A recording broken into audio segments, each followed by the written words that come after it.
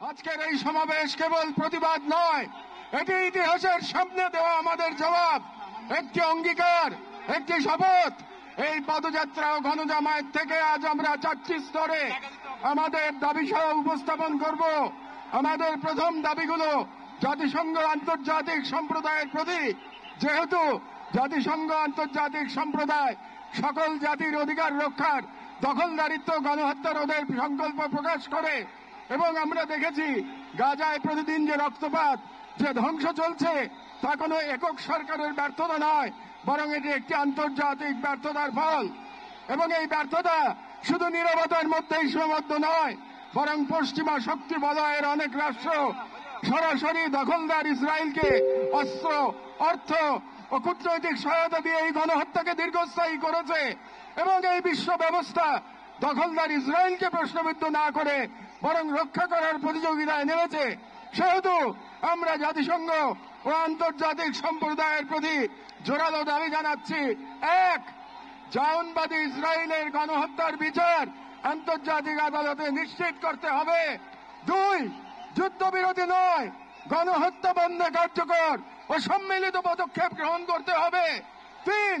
1967 সালের পূর্ববর্তী ভূমি ফিরিয়ে দেওয়ার জন্য বাধ্যবাধকতা তৈরি করতে হবে। 4. পূর্ব জেরুজালেমকে ফিলিস্তিন রাষ্ট্রের রাজধানী হিসেবে আন্তর্জাতিকভাবে স্বীকৃতি দিতে হবে এবং 5.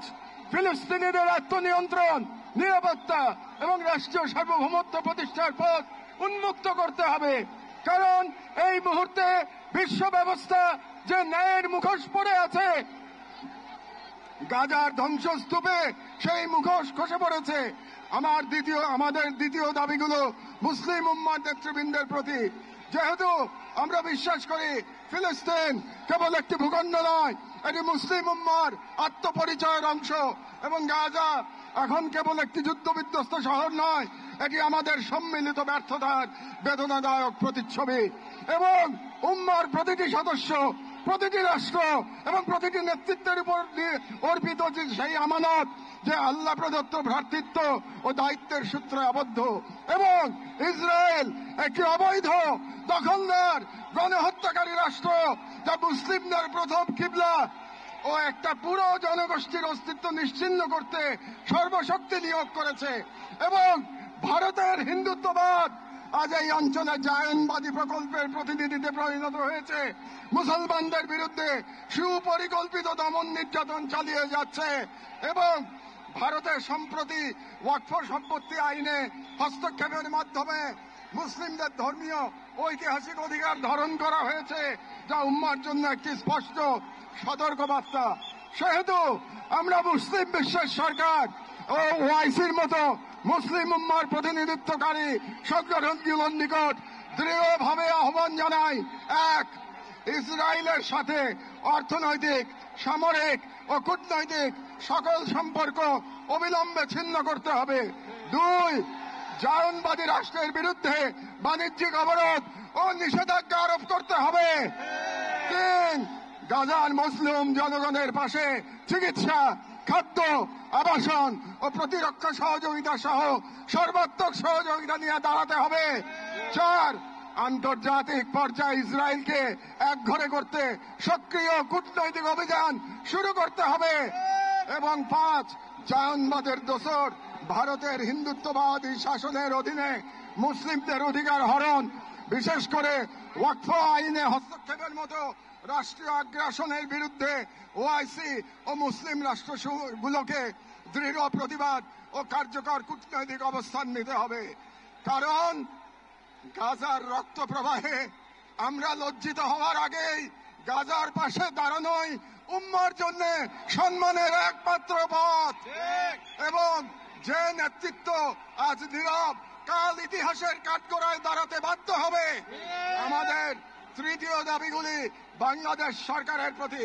যেহেতু বাংলাদেশের মুসলিম ভিত্তিতেই নিহিত রয়েছে অন্যায় অবিচারের বিরুদ্ধে প্রতিরোধের চেতনা, এবং আমরা বিশ্বাস করি ফিলিস্তিনের প্রশ্নে বাংলাদেশ কেবল মানবতার নয়, ইমানের পক্ষেও এক ঐতিহাসিক অবস্থানে রয়েছে।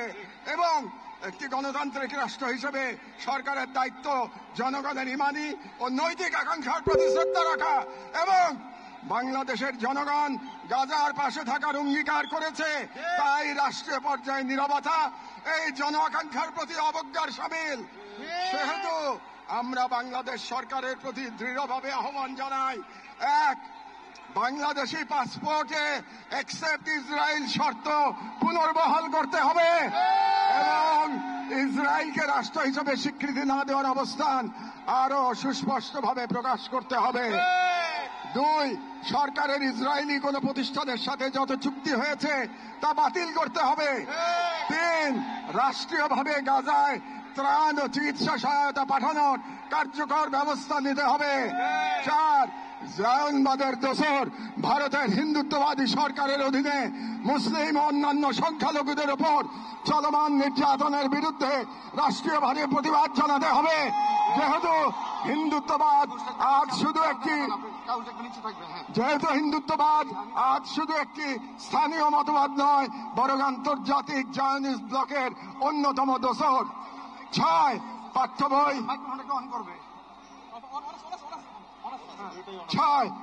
বই ও শিক্ষানীতিতে আল আকসা, ফিলিস্তিন এবং মুসলিমদের সংগ্রামী ইতিহাসকে অন্তর্ভুক্ত করতে হবে, যাতে ভবিষ্যৎ মুসলিম প্রজন্ম নিজেদের ইতিহাস, ঐতিহ্য ও আত্মপরিচয় নিয়ে গড়ে ওঠে।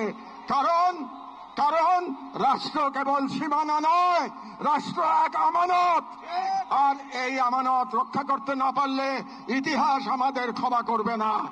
আমাদের সর্বশেষ দাবিগুলো নিজেদের প্রতি, যা মূলত একটি অঙ্গীকার দাবা।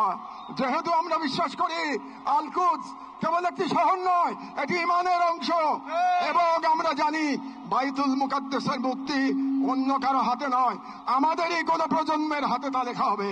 এবং আমরা বুঝি জায়নবাদের প্রতিষ্ঠা মূলত আমাদের নিজেদের আত্মবিস্মৃতির ফল, এবং আজ যদি আমরা প্রস্তুত না হই তাহলে আল্লাহ না করুন কাল আমাদের সন্তানেরা হয়তো এমন এক বাংলাদেশ পাবে যেখানে হিন্দুত্ববাদ ও জায়নবাদ একত্রে নতুন গাজা তৈরি করবে। এবং গাজা আমাদের জন্য এক আয়না, যেখানে আমরা দেখতে পাই কিভাবে বিশ্বাসী হওয়া মানে কেবল বেঁচে থাকা নয়, সংগ্রামে দৃঢ় থাকা। সেহেতু আমরা এই মাটির মানুষ, এই মুসলিম ভূখণ্ডের নাগরিক, এই কওমের সন্তান এবং সর্বোপরি মুসলিম উম্মার সদস্য একটি অঙ্গীকার করছি। এক, আমরা সকলে স্বতঃস্ফূর্তভাবে বয়কট করব প্রত্যেক সেই পণ্য, কোম্পানি ও শক্তিকে যারা ইসরায়েলের দখলদারিত্ব টিকিয়ে রাখে। দুই, আমরা আমাদের সমাজ এবং ভবিষ্যৎ প্রজন্মকে প্রস্তুত করব যারা ইসলাম ও মুসলিম উম্মার সকল প্রতীক ও নিদর্শনকে সংরক্ষণ ও পুনরুদ্ধার করবে ইনশাআল্লাহ। তিন, আমরা আমাদের সন্তানদের এমন ভাবে গড়ে তুলব যারা নিজেদের আদর্শ ভূখণ্ড রক্ষায় জান ও মালের সর্বোচ্চ থেকে প্রস্তুত থাকবে। চার, আমরা বিভাজিত হব না, কারণ আমরা জানি বিভক্ত জনগণকে দখল করতে দেরি হয় না। আমরা ঐক্যবদ্ধ থাকব যাতে এই বাংলাদেশ কখনো কোনো হিন্দুত্ববাদী প্রকল্পের পরবর্তী গাজায় পরিণত না হয়। আমরা শুরু করব নিজেদের ঘর থেকে, ভাষা, ইতিহাস, শিক্ষা, সংস্কৃতি, অর্থনীতি, সমাজ সবখানে এই অঙ্গীকারের ছাপ রেখে। আমরা মনে রাখব গাজার শহীদরা কেবল আমাদের দোয়া চান না, তারা আমাদের প্রস্তুতি চান। শেষ কথা, শান্তি বর্ষিত হোক গাজার সম্মানিত অধিবাসীদের উপর, তাদের উপর যারা নজিরবিহীন সবর করেছেন, যারা অবিচল ইমানের পর প্রমাণ দিয়েছেন, যারা ধ্বংসস্তূপের মাঝেও প্রতিরোধের আগুন জ্বেলেছেন, বিশ্বের নীরবতা উদাসীনতার যন্ত্রণা হাসি মুখে বুকের মাঝে ধারণ করেছেন। শান্তি বর্ষিত হোক তাদের প্রতি যারা নাম রেখে গেছেন ইজ্জতের খতিয়ানে। শান্তি বর্ষিত হোক হিন্দ রজব, রিম এবং ফাদি আবু সালেহ সহ সকল শহীদদের উপর, যাদের রক্ত দ্বারা গাজার পবিত্র ভূমি আরো পবিত্র হয়েছে, যাদের চোখে ছিল প্রতিরোধের অগ্নিশিখা। শান্তি বর্ষিত হোক বাইতুল মুকাদ্দাসের গর্বিত অধিবাসীদের উপর যাদের হৃদয়ে এখনো ধ্বনিত হয় আল কুদস লানা, আল কুদস আমাদের, গাজার জনগণকে অভিনন্দন। আপনারা ঈমান, সবর আর কুরবানির মহাকাব্য রচনা করেছেন, দুনিয়াকে দেখেছেন ঈমান আর তাওয়াক্কুলের শক্তি। আমরা বাংলাদেশের মানুষ শাহজালাল আর শরীয়তুল্লাহর ভূমি থেকে দাঁড়িয়ে আপনাদের সালাম জানাই, আপনাদের শহীদদের প্রতি ভালোবাসা ও শুভেচ্ছা জানাই। আর আমাদের কণ্ঠে উচ্চারিত হয় এই দোয়া, হে আল্লাহ, গাজার এই সাহসী জনপদকে তুমি সেই পাথর বানিয়ে দাও যার উপর গিয়ে ভেঙে পড়বে চাইনিজদের সব ষড়যন্ত্র। বাংলাদেশের সর্বস্তরের জনগণের পক্ষে প্যালেস্টাইন সলিডারিটি মুভমেন্ট বাংলাদেশ।